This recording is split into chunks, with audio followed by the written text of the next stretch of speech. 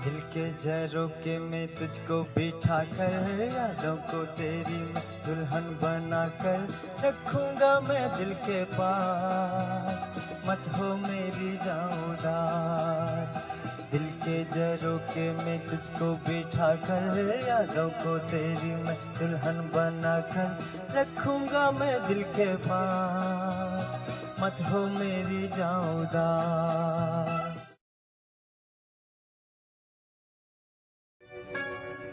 ओ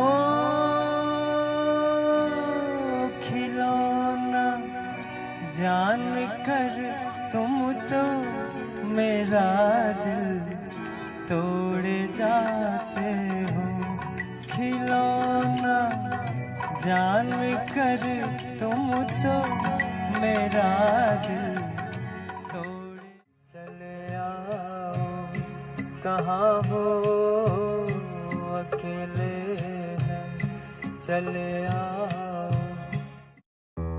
कहते हैं कि जब इंसान के अंदर मेहनत और जुनून की लगन हो आगे बढ़ने की, तो दुनिया की कोई ताकत फिर उसे आगे बढ़ने से नहीं रोक सकती।